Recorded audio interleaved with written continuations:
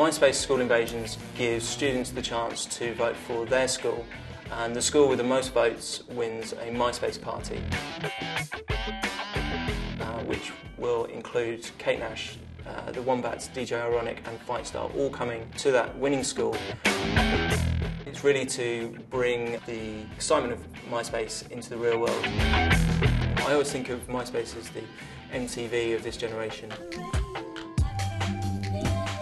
This project was really exciting creatively, mainly because I think the target audience that we were trying to reach out to.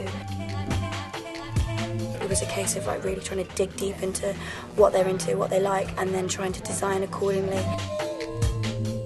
I think that this name School Invasions actually commanded a lot of what the rest of the project kind of looked and felt like.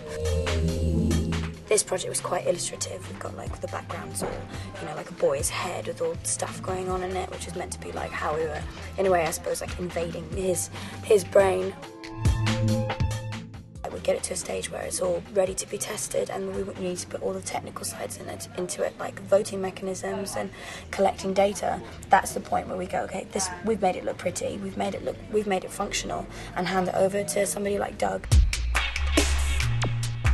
When Bexy handed over the School Invasion designs to us, we had to look at the actual graphics and the user interactions so that when someone goes to the page and has to try and sign up, it leads them back and forwards to the right pages. A lot of the work in this case was actually just analysis of what's required, feeding information to people involved, getting stuff back and dealing as an interface between creative people and technical people in the States. The whole process, including the QA, was probably 2 weeks.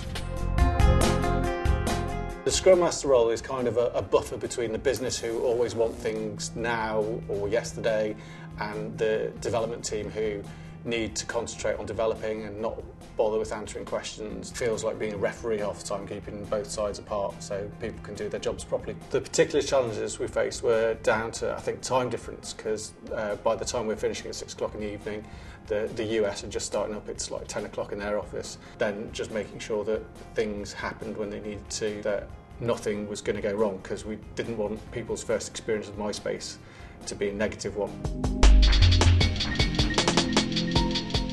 The School Invasion software was handed over to me. I had to make sure it was working correctly and make sure that the entire thing, as a user, you can do what it was designed to do.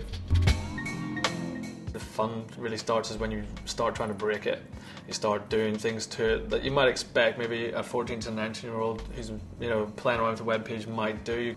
The developers are giving you this code that they think is really good, and you're kind of there trying to prove to them that it's not really good. It's like trying to outsmart them and make sure you've got more work for them to do. You have to kind of behave as a hacker would, so you're checking for security, so you're making sure that people can't get in to see any information they shouldn't be allowed to see, or see the code that lies behind the servers and things like that. And generally overall you just want to try and make sure the page is as bulletproof as you can possibly make it. On the day, it's just going to be like a massively mental party at a school. That was everything we've done so far that's involved 14 to 8-year-olds and involved music has just been completely off the hook crazy. And considering the fact that it's in a location as kind of weird as doing it in York, going to someone's school, I think that it's just going to pretty much blow everything we've done away so far.